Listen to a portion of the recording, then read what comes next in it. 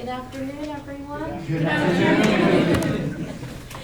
Thank you so much for that warm introduction. I'm really excited to share space with you all today and talk a little bit about my very good friend, Tony DelaRosa. When Tony first told me that he was writing this book, I was actually, had just been elected into the Wisconsin State Assembly. This was about 2020. And I was excited because one of the bills that I was going to prioritize was a bill that would include Asian American education in our K-12 public schools.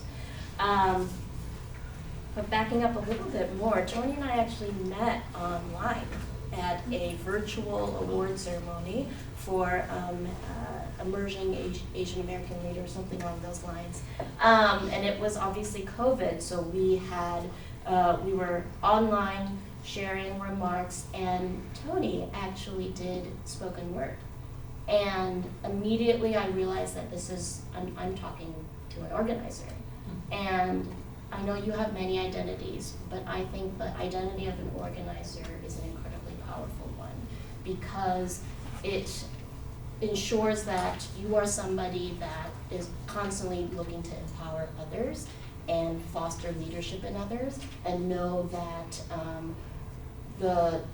really the core responsibility of a leader is to nourish leadership in others. And so it was really an honor to first meet you there and see how you would be vulnerable and sharing your most authentic self in a space that I would say was a little, I don't want to say sterile, but award ceremonies are weird. And Tony was so willing to be just your most authentic self, which I think is something that we all really can reflect a lot about and think about doing in spaces we are entering, especially in these times. And so, when it came to this book, and knowing that Tony was then coming to UW-Madison, I realized that we would now have an opportunity to work together to advance the understanding of how complex Asian American identity is and what it means to help Asian Americans across our diaspora understand how we need to lean into our interconnectedness, lean into the just multiracial, multi-ethnic, and multiracial parts of our community. And I think knowing how to talk about ourselves as Asian Americans is something that every single one of us actually really needs to think deeply about. And so I'm just very grateful that we have a book like this, Teaching the Invisible Race, as a resource for ourselves and for future generations of Asian Americans. And I'm really, really proud, Tony, to call you my friend so that we can stay in this movement work together. Thank you.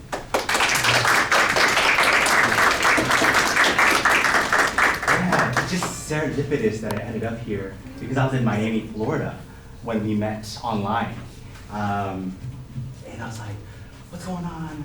I was a practitioner at the time, and I was coaching 40 teachers, 5 principals, and moving back and forth all over Miami-Dade, Homestead, all the way to North Miami, seeing teachers get fired, trying to retain them, seeing kindergarten classrooms to high school classrooms, hearing that micropolitics of principals to assistant principals, seeing the joy of our youth of color demonstrate themselves. Anything about Florida and football, it's a huge thing, right? I got to coach because I'm not a sports person, like I'm not athletic like that, but I got to coach teachers who are coaching like future NFL stars, right, at Miami Central Senior High School, which is amazing to know, but people just don't know that, right, unless you're in Florida. I really bring the South with me everywhere I go, even if it's a 3-4 year experience. But let's zoom into here. We're in the Midwest, and I'll give you more about myself in the talk. So some outcomes. Just a brief understanding about what this book is doing, the origins of it. You will leave a clear sense of chapter 6. So I'm only going to give you a little blip of my own theorizing. So we're in the academy. So I wanted to hark on the academy as well, where my practitioner side really met critical race theory, right? So like took a course in critical race theory and education at an educational leadership and policy analysis under Dr. Lawrence Henry Jr., phenomenal professor now on my committee for my dissertation. And I wanted to theorize on cross-racial solidarity with Asians, right? Through an ed leadership framework. And then at last, you'll leave with a concrete idea of what you can bring back to your personal work. Because while it says like schools, yes, the people who actually adopted this book have been superintendents, Airbnb's worked with me for this book, UPenn Law School has worked with me in this book. So I realized that it hasn't just been districts, right? And what I noticed was happening was 2020, right? The rise of anti-Asian hate, quote unquote. I don't like saying it like that, but that's how it's been branded by marketing. But really, anti-Asian racism and colonialism has been existing all the way since 1800s, right? Even before that, right? So Asian settler colonialism is actually technically from the 1500s, the Filipinos first landed in Morro Bay, right? If you want to go all the way back there, because they're settlers, and they fought with the Chumash, and then they migrated all the way to Louisiana, right, to establish that community in Malo, right? A Black and Filipino, Black Asian community. So this is a long history, y'all, and I'm gonna give you a little blip of it. But who am I from my standpoint? Let me self-racialize myself today because, you know, we don't get to do that enough. We don't get to tell our story as Asian Americans. Often from Takagi 1992, like we don't get to hear it. It's usually misrepresented or omitted, right? Which is a curricular violent happening, right? So this is my world right here, right? I'm a father. I'm a tatai in training. Tatai is daddy in Tagalog. So this is Malaya, which means freedom, and Sevi does not have a Tagalog name. Poor Sevi, I feel so bad. But Sevi, I love Sevi. Sevi is he, they, she, all that, and practicing gender fluidity right now, and I love it. These are my students, right? Before becoming a researcher and my Black Asian solidarity, which is another big interest of my work, I was a youth worker with youth poets, and most of my poets were young Black women, young ladies, right? And that was all the way from Indianapolis to Boston. These are my Boston students, and then in Miami. Because while I was coaching, I could not stop. I could not leave the classroom. I was just one of those people that was like, I need to still keep practicing. If I'm telling teachers to do something, I gotta do the same thing with my own group, right? So I can see what's not working and what's relevant and what's not relevant. So these are my youth. They were doing their thing at a gala, speaking their truth. If you look up Black Girl Magic and type in Boston Pulse, you'll see their poem. They competed in this big showcase called Louder Than a Bomb, right? And they, as middle school students, competing against high school students. So I'm just so proud of them. This is me with my ethnic studies mentors at Harvard, Dr. Christina Villarreal, who studied in Berkeley, and then Estefania, who's at Stanford now.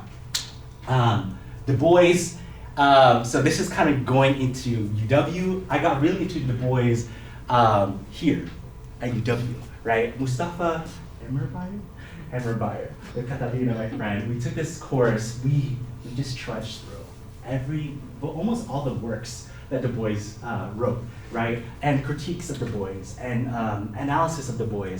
And I realized I was doing Du Boisian work before I knew what Du Bois was, right? A lot of us do that, right? There's a lot we'll talk about, but to me, some things that encapsulate Du Bois is autoethnographic work, inserting itself into the work as a Black person, as a racialized, minoritized person. And then also thinking about the veil, right? That psychological barrier that happens, that connects with the color line, the barrier between Black folks and white supremacy, right? The color line is like that systemic level of looking at it, and then the veil is like the psychological thing, right? Once you notice the veil exists, you can't unsee it. And you realize how enmeshed you are and how limited you are and what pathway you can go. For Filipinos, it's different, right? So I'm not trying to appropriate him, but I also don't want to marginalize Du Bois. We don't treat Du Bois like a Marx, right? And we want him to be treated like a Marx, right? So that's why we should be using our theories and bringing him back to the fore. Going backwards, racial justice program in Cincinnati. So I did my undergrad in Cincinnati in Asian studies. So this makes a lot of sense. I did Asian studies, not Asian American studies, Asian studies. and poetry. And then here kind of represents me working with superintendents, Boston Teachers Union. Getting this event at Harvard done was a work, was a lot of work, because getting Superintendent Chang at the time with the Boston Teachers Union president, I forget her name, but getting them in the same room was very interesting, if you know the politics. The teachers union versus the district, right? They're always in conflict with each other. But we wanted to dialogue about what was happening with anti-Asian hate at the time, which was a solidifier. And then outside of my work, I'm a gamer. So I could be doing Twitch right now, making money, right? Like, any gamers in here? Oh, please raise it proud, hi, so I can like connect after. Yes, I love you all. Elden Ring, I'm a first person, like, online gaming. Don't mess with me, like, I'll play online. I'm not a really big co-op person, but if you want to know me, I'm really into like escaping into one character and going through the entire journey. Cool? All right, let's jump right in. So the landscape of my work, right? So I study Asian American ed policy through a Du Boisian lens, right? The K-12 movement, right? What's going on?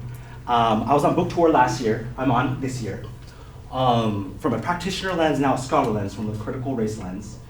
And I'm like looking at the landscape and what's the issue, right? Anti-Asian hate right away is the wrong unit of analysis. I saw some head nods, right? That's the wrong unit, but that's the brand. Like, you'll see a lot of organizations pop up with finances and supports to really paint this picture and drive this picture. One being the Asian American Foundation, which gave me an award, and then I have some connections with, but now I'm having some tensions with right now, because their board is governed by the ADL. If you know what the ADL is, Anti-Defamation League, it's a very pro-Zionist organization. If you don't know what Zionism is, it's political ideology versus the Jewish identity and culture and religion that emerged, right? And it's been driving a lot of anti-Palestinian hate, right? A lot of my work also transcends into, if we think about research, Edward Said's Orientalism, I can't ignore that, right? Even though he really wrote about Europe, right, and the Middle East, he was making implications to the West, always, right? And who gets to racialize us? Through consent, lack thereof, right? Through mythologies, right? That's where a lot of my work situates through theory, but I bring it to the fore with policy and practice, right? So I always like bring up this article by Dr. Dylan Rodriguez, who studies counterinsurgency. I think UC Riverside. It's a must read around. If you're wondering like, why is Tony bringing up Palestine and Zionism and all this stuff? Because this changed my brain around what's going on. He does this really well. But from a broad level, systemic oppression, anti-Asian hate has existed for a long time, right? All the way from the Federal Naturalization Act, and now we're like, today, with this new era, like revoking naturalization, right? Anti-indoctrination bills coming up through the Trump administration. This is very, very salient right now. 1882 Chinese Exclusion Act, extending into the Asiatic barred zone, right? Filipinos are interesting too, because I realize Filipinos have been, in a weird way, palatable in some cases and excluded from some of these laws. So I kind of want to explore that like a side note, because I was one of those people who was like, oh my God, that happened to me too, my people. I'm gonna take this history and that, yeah, rah. I should fight for that, right? I should fight and teach about this, but really, we really need to be critical, come on in, about how Filipinos were being treated at that time, right? That's a big question mark, right? Like, did this impact us? Yes or no, right? If you're one of those people who want to talk about it later, we can. Executive order, like, so this anti-Asian hate has been presidential, right? For many years, right? Executive order, Japanese incarceration versus internment. We don't use internment because that's something done to non-citizens, right? Incarceration, we use that framework because it happened to US citizens, right? And then all the way down from the Hart-Celler Act, or LGBT, like this was actually seen as like a good thing because this is when a lot of Asians started to immigrate, right? Through a merit quota system, right? Like the high achieving Asians came in. So there's a big wave. So LBJ was celebrated for that. But at the same time, there is some tension around like who gets to be there. Why is there a quota, right? Muslim ban under Trump, termination of TPS, temporary protected status for Nepalese and Honduran people in 2019, and then obviously I talked about Palestine policies funding the continuance of funding genocide in West Asia. So yeah, this is a big thing, right? This is a machine. This is hegemonic. This is something we can't get rid of in a book talk, right? So the work continues after this. So with that said, 2020 happened, right? Trump was in office. He started doing his Kung Flu, China virus. I was in classrooms at the time, and kids were saying, Mr. D, do you eat that? What? Are you kidding me? Mr. D, do you eat that? Where did this come from? From actual students. Fast forward to 2022, I'm coaching, another student is like laughing at me in the back of the corner. I'm like, why are you laughing at me? Ching chong, bitch. What? Like, that's not new to some of my Asian faces in this room. Hearing that ching chong sound, right? And people laughing at you for that. So as the adult in the room, who's the administrator, I'm like, what, am I being bullied? This is so weird. This is so weird for my body. What do I do? And what's the lesson here? Do I tell the teacher who's like super busy trying to figure out their stations, or do I correct it right away? What do we do? Those are very abstract moments that doesn't have a linear like, here, X plus Y, but there's no linear format. It's just navigate it in the moment, right? So the landscape after that happened, this is what, by Stop AAPI Hate, that organization, they addressed this with a survey in 2022, and education was one of the top solutions. I fit into that, right? And then let's always look what the other ones were, right? Community engagement, awesome, right? Legislation, yes, we need legislation, and then law enforcement. You feel me? Right? There's some issues here. You think about like where anti-Asian hate was actually happening and ramping up, right? This will be some anti-Black sentiment, right?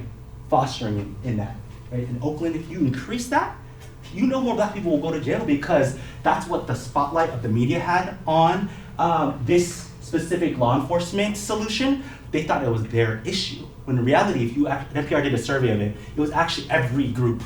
Even Asians were doing it to Asians, right? So we needed to really understand like what was going on, right? And combat the public narrative. And then with education policy, boom, it starts coming out from Illinois, the TEACH Act, right? Going into the landscape here, right? First bill to mandate it through the state. We have Connecticut to require it with funding. There's teeth to this policy. Amazing, right? 150K. What do you do with 150K, right? Across the state, right? I already know that ain't nothing, right? That is a coordinator, that's hiring 2 staff, right? I don't know what you can do, but we gotta be creative, right? But I'll already know from my end, as someone who analyzes equity and resource funding allocation, that's not enough, right? Especially when California, their bill for ethnic studies, in particular its ethnic studies, was 50 million in curriculum resources, right? Just for the design process. And then the projected amount for actual implementation is 220 million. You feel me? That is, 150K is not enough, right? And then you can see Wisconsin we have here because of our friend here, Rep. Francesca Hong, and a coalition of people here, and Hmong folks who've been fighting for this for a long time, right? Florida, interesting, right? I was there when it passed. Rhode Island, Delaware, and then NYC, right? So this is a tide. Raise your hand if this is new to you. Like this is like a tide of Asian American education policy. Be honest, I just want to know in the room, just to, yeah, not everyone knows that this is happening, right? So like know this, anti-ethnic studies is happening now. This is an era, while Asian American studies is going up. Question for you all, what might happen to our narrative if we keep going up and anti-ethnic studies is happening? Like what could be a narrative for Asian America, right? This is like now dialogic, right? So I'll like bring it up to you. It's both rhetorical and also like, if you have an idea, feel free to tell me. What do you think might happen? We're the political football. We're the political football, Catalina? It's like more model minority. More model minority. Can you just define that really quick?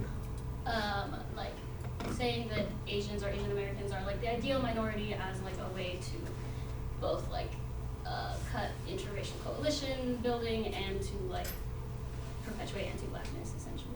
Yep. Back to William J. Peterson, right, who kind of coined that in like the, I think it was like Japanese whiz kids at the time, right? In a Time magazine, or it was in New York Times, one of those major articles, and wanted to propagate Asian Americans and say like, hey, black folks, y'all are doing something, you're not doing enough. You're the problem minority, you're the solution minority, right? It's landscape. So, pausing now because I'm gonna read a poem because that's part of my identity, and as you said, there are gonna be some close reads. So I want you to open the book if you have it, the page after the forward. So there's no real page for this, but it's after the forward, and it says, how will they hold us? I'll give you like 5 seconds to get to it, and I'll jump right in, because we're in the belly of the beast right now. If we have enough, and if you don't, read from up here. Okay, how will they hold us, right? And what I want you to do, you're my students today, so I'll kind of remove the veil a little bit to like get to the student side. I might ask you, what's a fire line for you? Because sometimes I use usually three reads of a poem when I used to teach poetry. I'll do 3 reads. Like the first one, I just want feeling, I just want you to feel it, right? And places like this, right? I heard the word sterile today.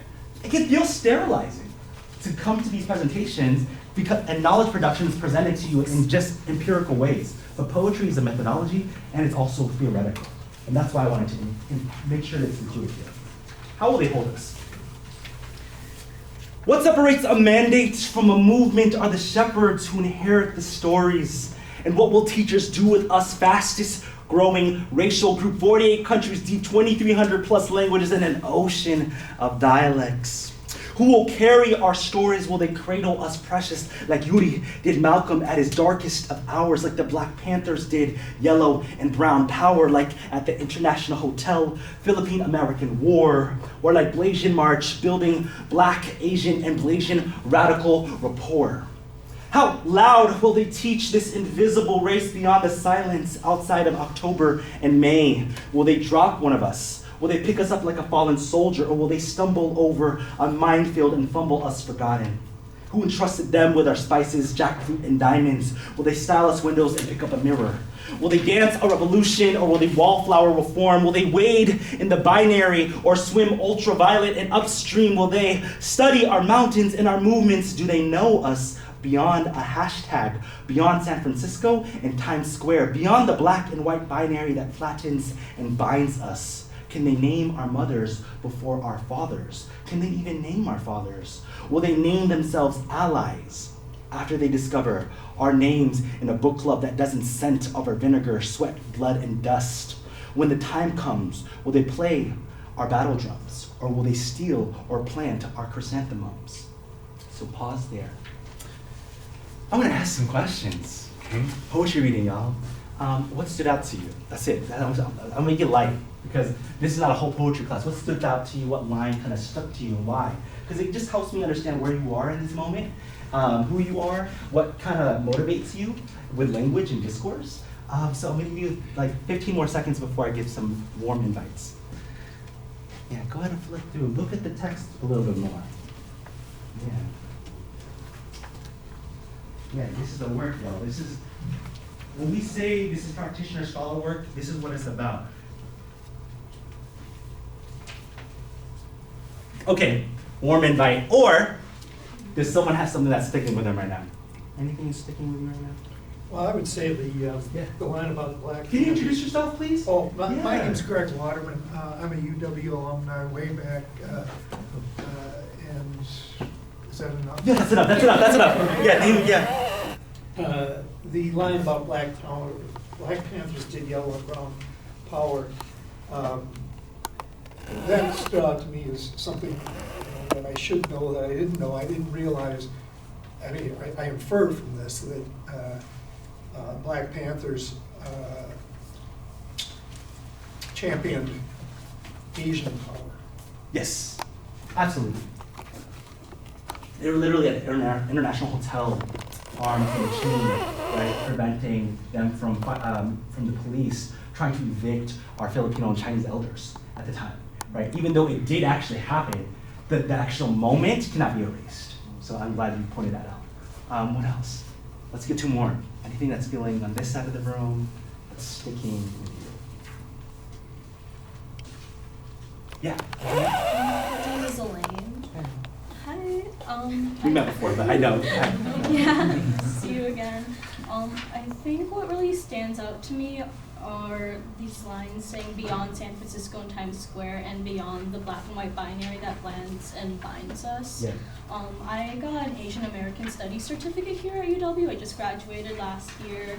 And the first class that I had in Asian American Studies, we first studied like black movements before we moved into Asian American movements because that kind of built the binary here in America. And also just like being in the Midwest, I feel like we're overlooked a lot.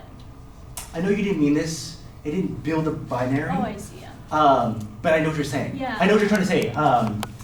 Because a lot of people will say, like, people intentionally will say things like, the binary was built by black folks, so that's why Asians are not included in the curriculum. You know what I'm saying? Yeah. That's not what you meant. What you meant was, what my friend over here said was that a lot of it is contingent upon pro-blackness, right? And black struggle. 1950 civil rights and ethnic studies, 1965. If it wasn't for the Black Student Union, Asian Americans, Asian American studies, Asian studies, I can't say Asian studies, but Asian American studies would not be what it is today, right? And a lot of organizations who capitalize have an identity that's propagated by Asian America would not be in existence if it wasn't for that struggle. We have to make that really strong connection because it started in the basement from two anti-imperialist, a Japanese Chinese American, but two students, grad students at the time. That fuels me, that gets me really excited because it gives me a lot of power with grad students, right? Last one, last person, yes. I'm a GWS PhD student, and I think What's GWS again? Gender and Women's Studies. Yeah, say and that. I think it's really fitting that the line that stuck out to me a lot was, can they name our mothers before our fathers? I think so often in like Asian American history, women really fall through the cracks. Yeah. And earlier in the poem, Yuri Kochiyama was mentioned, and Yeah. I feel like that's really fitting. Like I saw that connect. Yeah, I love that you brought that up because I learned a lot of my feminism, my Asian American feminism from womanism, which is a black feminist framework, right? And that's what is critiqued as well. Like Du Bois could be critiqued. Like some people may ask, like, why aren't you using a Hooksian approach to any of this work? Only because timely at this moment, I learned about Du Bois, right? But yes, Hooks, Lord are people who influence my work, radical revolutionary work, right? Because they were practitioners, they were poets, they were scholars. Then Boggs, Grace Lee Boggs, who rarely gets mentioned in the work, who also wanted to pursue her doctorate. I don't know if she actually did. A Dr. Ju, I'm like looking to you right now because I know you're a historian. But I don't remember if she did. But I remember there was a note that she was trying to pursue it, but instead she moved towards organizing because a lot of programs weren't accepting her at the time. So we have to say Boggsy. We have to say Kochiyama or just reference them, right? We have to say Dr. Don Bacolano Mabulon, right, who's one of the first PhD professors who are Filipino, right, from Stanford, right, teaching history, right? Very profound and very omitted narratives from this work. Thanks to you all for participating a little bit. I appreciate you for adding that. There's more questions, I promise. What's in the book, y'all? So I'm not gonna go over everything, but because I'm gonna zoom into chapter 6, my own preliminary theories. But this is a lot. And I didn't do this in previous presentations, but all the chapters are laid out here. And it ends with abolition because that's where we need to go. I believe abolitionist frameworks. Why we're here in this fascist oligarchic state is because we've been suppressing abolitionist ideas and practices, right? Who are aiming to liberate people from the bottom that would also collectively liberate people from the top, right? There's definitely theories around that, right? And Asian America right now is caught in a legitimation crisis. I'm using a sociological term from Habermas. If you know any sociologists in the room, right? Jürgen Habermas talk about legitimation crisis, like the state, the nation state, the life world, all these different things that like when they are in tension with each other. And I'll just zoom in on the state, right? The state right now will govern how Asian Americans can see themselves, can racialize themselves, right? And the state right now, the nation state, the US, is definitely having a hard time, right? Because the right, let's say GOP ideas, had a legitimation crisis. They were finding legitimacy, they were having a hard time legitimizing themselves for a while. Now they're getting extra judicial legitimacy right now, and now Asian Americans are gonna have a crisis, even a further crisis, because they're like, which way do I go? Do I go this way? Do I go that way? Do I go to the awards and go for representation, right? And like rah, we got pop culture, we got everything everywhere all at once, right? Crazy Rich Asians, and you can do and, both and, because I want that too. And do we focus on ethnic studies practitioners in the West Coast in New York, right? On the ground who are not named, right? Do we pay attention to what Dr. Dylan Rodriguez was saying about Zionism and Palestinian solidarity with Asians, right? Do we go back to Edward Said's work, right?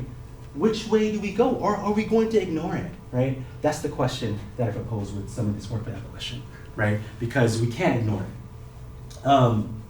Yeah, but you can see on DocuAsian, some of these chapters are also guest pieces. So you'll see some people from UW-Madison write a guest piece with, here, chapter 8, Asian, Queer, and Trans Perspectives. I cannot speak from that perspective, right, as much as I want to. Like every piece kind of introduces it, but I have a better person to speak from that here. They're not doctor, but poet Paul Tran, who is a poet I met in Boston, and is an author of All the Flowers Kneeling, amazing poetry collection. And again, serendipitously, we're here together. 2 Southeast Asian American poets, right? Writing about anti-coloniality. And I was like, perfect, I want you in the book, if you can, if you are willing. And they're in it, right? Their poem is pretty amazing.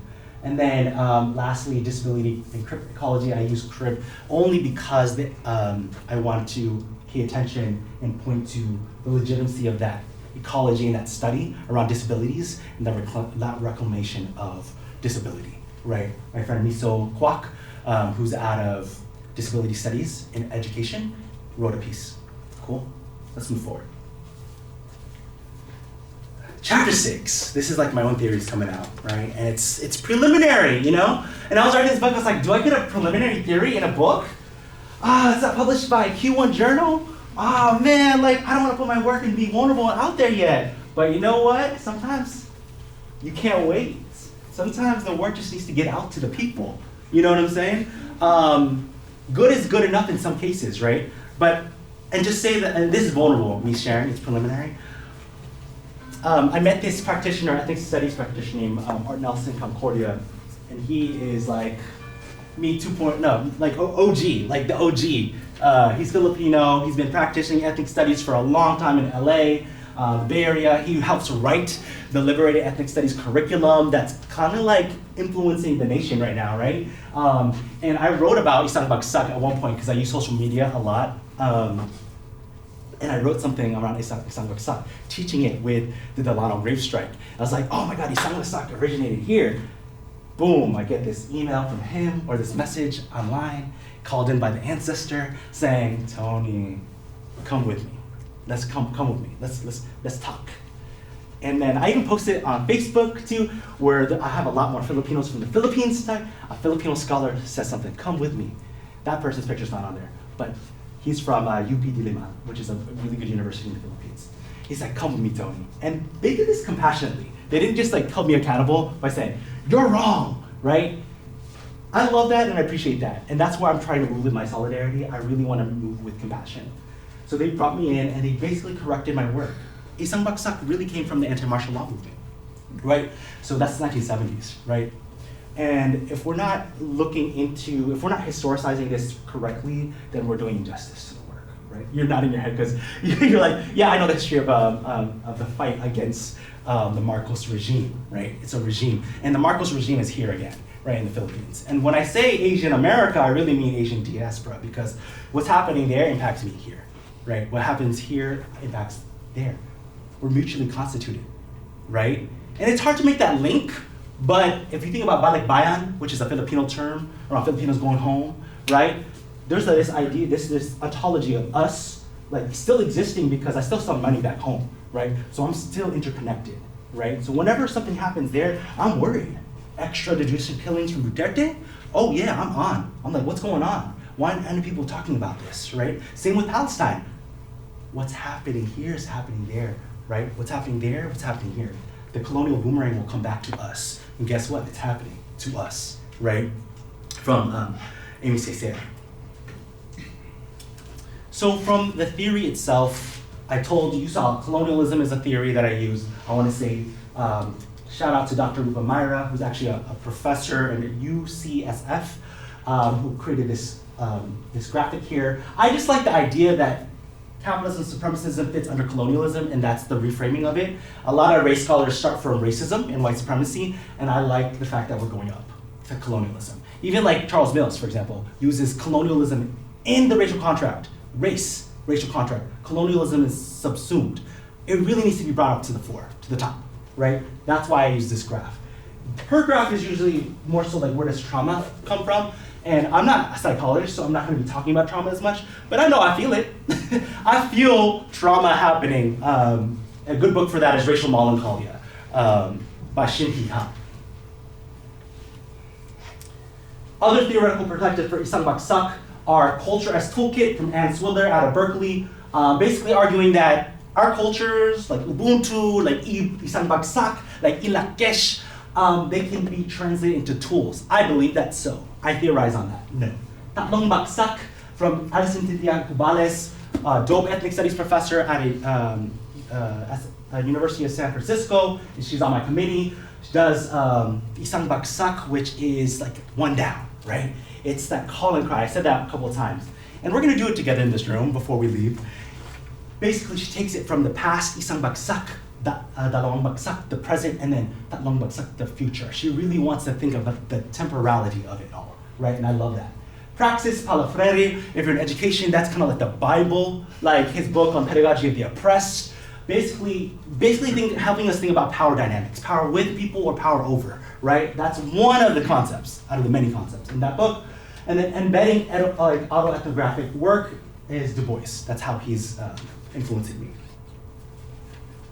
Methods. So since this is that kind of, I wanted to show methods too because it's important for us to, like, if you want to replicate it as well. I do critical media discourse analysis or just critical discourse analysis, right? Guy is one of the authors for that. It helps me understand, like, how do we just analyze discourse, right? How do we look at discourse? As a poet who analyzes poetry, who teaches poetry, it was easy for me to do, to switch from like poetry to researcher for discourse. Because I'm like, yeah, that syntactical thing influences this.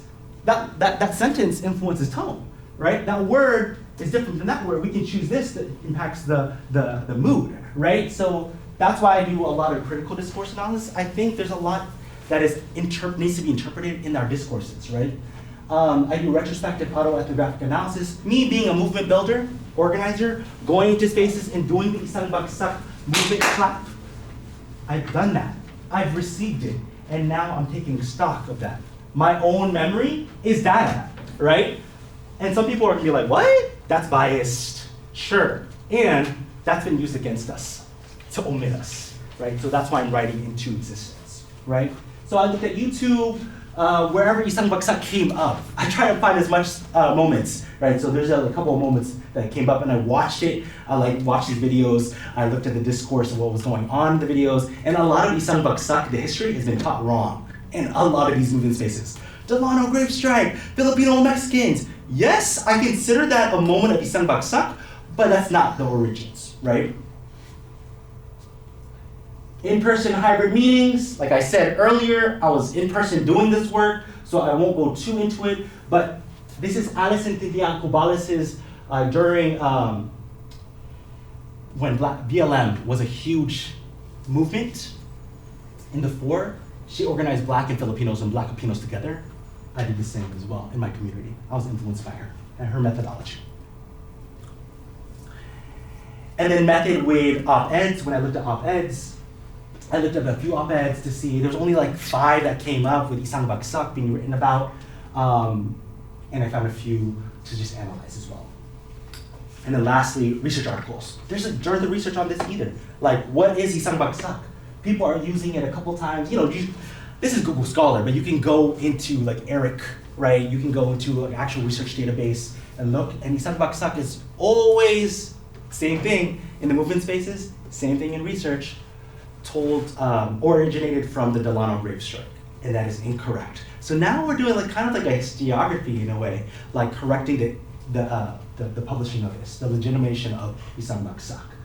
In research articles, people have used it in Southern Africa to think about communication networks. And I read that article, I was like, oh, cool. So people are interested to learn what Isang Bagsak can do. And I love it because there's plenty of room. If you want to like use it as a framework to explore, Isang Bagsak is something we can still theorize, right? But we still have to write about it, we still have to look where people talk about it. I didn't even do an oral examination of this, like in the Philippines. That's missing from this, right? But from triangulating all that data, right? YouTube articles, discourse from YouTube, discourse from op-eds, discourse from research articles published. I found 2 big themes that came out. One's combating the black and white binary, back to Lane, and then the other one is embracing multi-partiality, right? There's some big words out here, but multi-partiality is from clinical psychology, right? It's how do we hold multiple partialities? How do we hold multiple truths at the same time, but also privileging the most minoritized groups, right? So if in any given space is really difficult, I can't look at you and know who's most minoritized person, right? It's really difficult to do, but that's basically what that's defined as. Let's try it. For Asian Americans, right? Isang Bagsak and what it talks about, right? Within white supremacy logic, black and white paradigm truncates history by attempting to teach civil rights progress in a linear fashion. Whites to blacks. You were talking about that. That's what you wanted to say! Yeah. And that's what Padilla was talking about here, right? That's the paradigm. It's been written about a lot, right? Even though we have this research, it still hasn't met to practice. People still talk about black to white history when there's so much more as we all know. When we think from a funding and allocation lens, this is where it gets from like, this is hard to talk about because DEI is being rolled back. But in a DEI era, right, when funding programs and systems that discuss race, racism, and racialization, who do you reference and center? Who do you leave out, and why is that? That's why partly I wrote this book. When I was doing consulting with Volunteer Florida, AmeriCorps Florida, Teach for America, right? A lot of these organizations were leaving out Asians. Maybe they'll add an arm to it, but we are still a footnote in their broader definition of social justice work, right? And that was problematic to me. We were at the beginning stages of the ethnic studies movement. We are at the beginning stages of critical race theory movement, but we still get omitted from that fight. Why? By convenience. They want us to be white adjacent, right? And Asians, if you know of the work of Bianca Mabutelalui, a friend of mine, she wrote unassimilable. Unassimilable, it's a mouthful, right? But Asians are unassimilable. We're not subject to assimilation. And that's something I want you to embody if you're Asian American in this space. Because if you look at Du Bois's work, Du Bois saw that Asians wanted something different. They wanted to ascend, maintain their culture, cultural capital, and not have white as a ceiling, right? They were looking for something different. And that's something that I wanted to point on because when I was reading Du Bois, I was like, oh man, this is really cool to see. At the same time, the limitation here is that Du Bois said that Asians wanted that, but that's a blanket statement. I do think that Asians also want whiteness too. We can't ignore that. It's enticing, right? To be in these suburbs, to be rich, to be all these things, right? And I'm not equating rich with whiteness and that's it, but that's something that Asians will do. They want to replicate whiteness in some cases. In doing so, replicating anti-blackness, right? We can never ignore that. So how do we combat this thing? right? We teach cross-racial narratives. I'm checking time to make sure we have enough time. We have 4 minutes until Q&A. But we combat the black and white binary through teaching cross-racial narratives like Bengali Harlem, right? Including those narratives in your work. I want to point to my Kasama here, Rohan Julie, they then founded Blasian March. Even out of Black Asian Solidarity work, I'm in a Black Asian Solidarity lab out of Columbia University right now, right? And even in that lab, I've noticed that sometimes it's explicitly just like, talks about Blackness and Asians together flatly, when Black Asian Blasians don't know where they fit. So I'm like, you're further marginalizing a group of people. Or you're omitting them, right, in that case. So I love that they created this march to really embody that aspect of it, the Blasian, the mixed piece, and also the queer and trans power of it all, right? Frederick Douglass, I'm gonna go ahead and skip some of the slides, but you get the point. Black leaders would write about embracing a pro-Asian American lens, a pro-Asian lens, right? Showing favor to the Japanese during his Composite Nation speech. The Black feminist movement, that's why I talk about the Philippine-American War. During the war, Black feminists in the US were writing against the war, right? So we can't ignore that. They were writing to ensure that Black folks there were not killing us, Filipino bodies, right? We talked about Grace Lee Boggs, Yuki Kochiyama, from the poem, The International Hotel. The Third World Liberation Front, right, during Vietnam War, the anti-Vietnam War and ethnic studies movement, and critical race theory, I hit that. And Rohan Julie, yes, I hit them all, yeah. Multi-partiality, and this is like my last 2 minutes before we get into the Q&A. Multi-partiality, why I like it, and I can't pronounce this name, I'm gonna bludgeon it every time, but this is where I found multi-partiality. It was actually multi-directed partiality, but facilitators in social justice spaces use multi-partiality. If you're a consultant, I've seen that happen. I learned of this word when I was a staff member actually for Teach for America for a few years.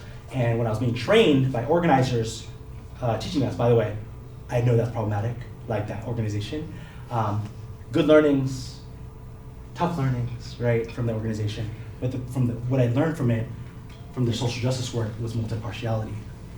And I like it because it does make me attuned to Asians and different people. If I'm applying it to different groups, it makes me attuned. It makes my eyes kind of fixate differently and makes me think differently. And like, okay, after having surveyed, if I have a class, for example, right? You're my class, let's hypothetically say that. I surveyed you from different identity markers, right? Positionalities, right? And I was like, oh, wow, this person, Greg, has grew up rural, low income. I did not know that from the get. If I would have seen him, I would have seen him as a white person, you know what I mean? Or this person who is Asian and Southeast Asian, brown Asian, I would imagine that they're super marginalized, but because they grew up with a lot of, they went to Harvard and they had a lot of a backing of a venture, like their family-owned a venture fund, they actually have a lot more privilege in some cases than this other person, right? So collecting that data before class starts helps you kind of understand a little bit. Not everything. That's my intervention. It's like, how do you collect that information before the class starts, right? And this is not before talks. Talks are hard. I can't just like have you punch in and me look at a data sheet and say, oh, this person has all these identities, it's too much for me. But when I'm a professor, that's something I'm going to do. People do that already. But how to be multi-partial is to do that through design and through practice, right? From the design standpoint, I collect that information. I know kind of what's going on. I might even ask some qualitative questions around, can you tell me more about a salient identity? And then just let the student or the person describe that. Can you tell me about a conflict you had around privilege, power? And then I learned a little bit more information to really invoke multi-partiality in the classroom. So when I'm in the classroom and a conflict arises, I'm like, okay, so I kind of know how to navigate. They had this kind of a socialized experience. They did not. Where's the clarity? How can we bring it to bridges, right? Solidarity is actually hard, right? Empathy is hard to teach. So if I don't know those identity markers and how you even socialize, because everyone socializes differently, then it's hard for me to facilitate solidarity, right? But as facilitators, it's important because in this era, the scale of which fascism and division is going to go upwards is the machine, right? We need everyone acting as facilitators. So not just the professor. So when you're in a space, I want you to be like, oh, whoa, I remember from that group, the multi-partiality thing, I'm at least gonna try to use some aspects of it to see what's going on so I can, the outcome here is solidarity, right? I wanna make sure, and empathy. How do we get to that point, right? That's part of it. This talks about designing syllabi around Asian Americans and disaggregating data, understanding like who can be low income, whose experience aligns with which, and then I aligned it with API equal pay day, right? Because if you don't see the numbers here, all of this gets flattened, right? For Asian American women, and Asian American women, it's very, and NHBI women, it's very different who gets paid, right? Through the dollar, with in comparison to the white man's dollar. We are at 102, so I'm gonna fast forward. I talked about facilitating programs a little bit, and we're at the summary, perfect. You don't have to question this because we're gonna go into Q&A, but I do want you to question like, what aspect of Isang Bagsak stood out for you in that specific theory? Now I was jumping into theory a lot. I kind of, when I was explaining, I noticed some heads were like, yeah. And like I said, it was a preliminary theory. Like multi-partiality is like up here and expect us to facilitate it. And not everyone here is a facilitator. And I'm asking you to become a facilitator at some point in real life, right? Like any interaction you see on the street or at the table, the dinner table, that's facilitation, right? The classroom's everywhere. Tony, sorry, could you just redefine Isang Bagsak for right now, just briefly? Oh yeah, and we'll do it together, let's do it. Isang Bagsak came from the anti-martial law movement, right, as a rallying cry, meaning one, Isang Bagsak, down, bumagsak, right? Isang Bagsak would be used, and that clap is not even like a Filipino thing. That is a UFW, United Farm Workers thing. They combine them together. Art Nelson, Concordia, combined the Isang Bagsak with the Unity clap in the 90s. Okay, so now movement builders use Isang Bagsak together when they start as a ritual before they start movement spaces, and when they end movement spaces, when they reflect. They're like, oh my God, we just did this amazing big rally, we just did this protest, let's come in a circle and do this big clap. So let's kind of do that now. We don't have to be in a circle, but I want you to feel it a little bit, cool? It starts with a slow clap, and then when I say Isang Bagsak, you clap. When I say dalawang bagsak, you clap, and then tatlong bagsak, you clap. Cool? So you can at least feel it in the body. Cool? All right, let's slow clap.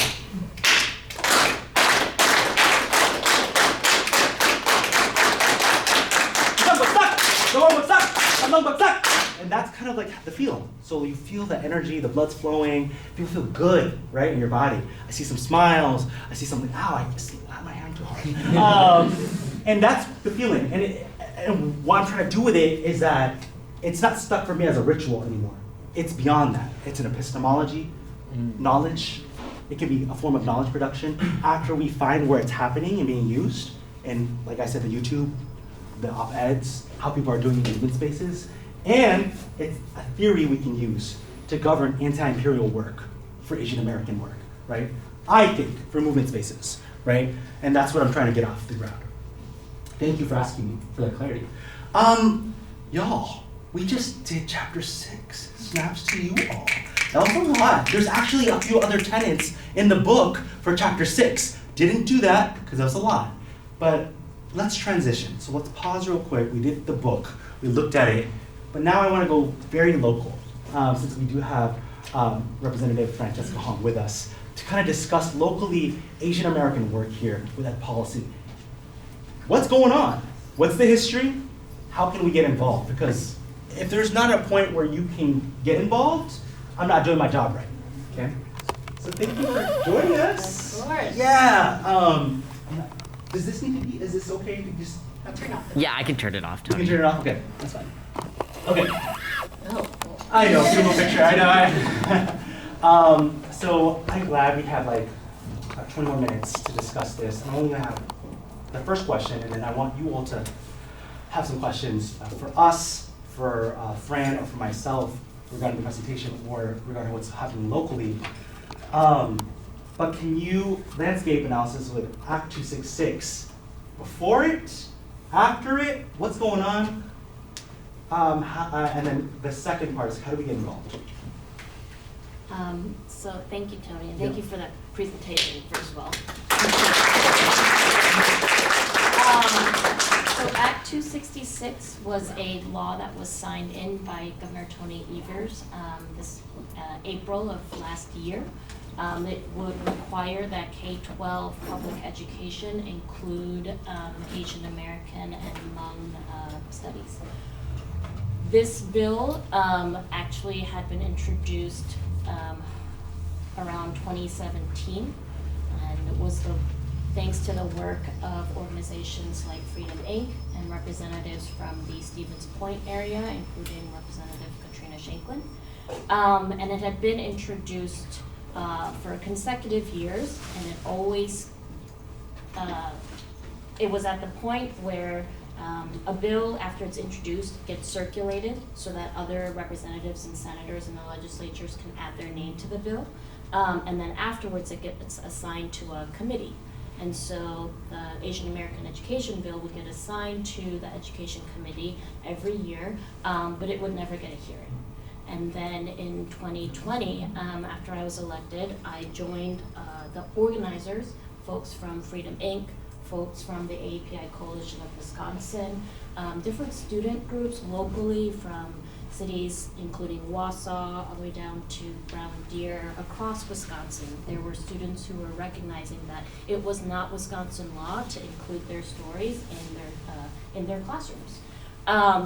And so the organizing muscle started getting stronger, and we had an opportunity, with there being a new chair of the Education Committee, to really push this bill to get a public hearing. Because once you get to the public hearing stage, it's actually the democratic stage of having folks from across the state coming in either in opposition or support of the bill.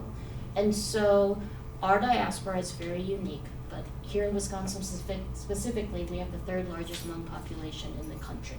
And so it was really Hmong leadership, students, parents, administrators, educators, who helped lead these efforts to demand a public hearing. And this looked like writing postcards, and I mean flooding legislators' mailboxes with postcards, emails, calls, hosting like small roundtables in your community and having students talk about why it matters to them that their stories are told in the classroom. I think right now especially the power of organizing in that stories matters, right? Stories matter because we can then directly point to an issue or a policy that is impacting someone individually and it's personalized. And so it goes beyond just the numbers and the data, to have that qualitative data, and I'm talking to folks in academia here, y'all know that power, right? That is part of organizing as well. And so we had, once we got to the public hearing stage, again, folks from all different backgrounds, different zip codes, different ethnicity, different faiths, talk about why Asian American history mattered to them. And they shared deeply personal stories. I mean, I was crying in the hearing room, but to have especially students courageously come and demand that their policymakers do better was, seeing organizing in action. And so we were able to, there were some political factors in there as well. Obviously having somebody, a Republican the Republicans are currently the majority party, to have them allow us to hear this bill, and then they saw the momentum and the support for it across the state. I still can't exactly explain why they finally decided yes, but we were able to pass it in the Assembly and in the State Senate, and then it became law in 2024. So it is a very small but necessary, important step in building curricula around Asian American studies in Wisconsin, and there is very little enforcement mechanism. Obviously, we underfund our public schools and institutions in our state, so there's always kind of this worry about funding, but it is a huge win in the sense that, like any other really good public policy, it brought together folks from all different diasporas and geographies to fight for something for our kids. And again, the history of that is really important to remember, that it was, you know, Black and South Asian women power groups like Freedom Inc. that really helped create the different templates and communications toolkits for folks to easily get involved in the process. Because not everyone's gonna be able to come to a protest, not everyone is gonna want to host a town hall, but the more lanes we can give to folks to get involved is giving movement more power and empowering other people to recognize that organizing can be a part of who they are as well. So a historic bill, but a whole lot more work right now, and I'm encouraged that folks from the Department of Public Instruction, folks here at the School of Ed, educators and parents have been meeting to talk about Act 266 and its actual implementation.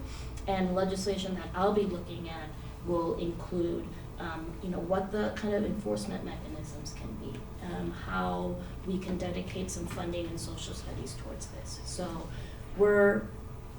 there's still a lot of moving parts, but it's exciting that we have this framework and all these, and a lot of people who are so passionate about growing this movement for Asian American studies in our schools, and really, I would say even broadly, being more a part of the political process.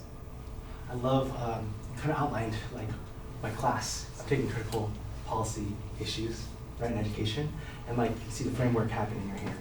I thought we were already at implementation, right? Like me, like getting so excited, and this thing's passing, and it just goes to show how long it takes for the bill to get to an implementation stage. We're still at agenda setting and formulation, right? And then we haven't even hit adoption yet.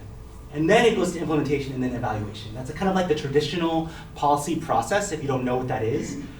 So, which means you can get involved, which is pretty amazing. You said that there's organizing groups. I'm part of it as a parent, and there's teams just starting to come out, and it's pretty democratic. It's if you want to be a part of it, what you can give. And there's meetings that are open, led by the DPI at this moment, and some other Asian American leaders running it. And I haven't been able to come to every meeting, but because the meeting notes are laid out, it's public record. We're seeing it feels very like grassroots, and that feels good, right? Even though we don't have funding right away, I see that funding, people are willing to fund things like other external organizations to fund pilots to see what could work. And I think that pilot stage is exciting right now, right? Because you'll get one group doing this to see what works. You get another group doing this to see what works. And after this stage, maybe like a year and a half, 2 years from now, we'll start to move in to see what actually works. If you're excited about that process of like, I actually want to teach or like design part of this or like put my voice into like how this is going to be implemented, come to the meetings. And we'll talk more, I can give you that contact, cool? Yeah, they're hybrid meetings, so you can attend them in person Your on bed. campus here, yep, or I'm already in bed. And how many of y'all are from different parts of the state?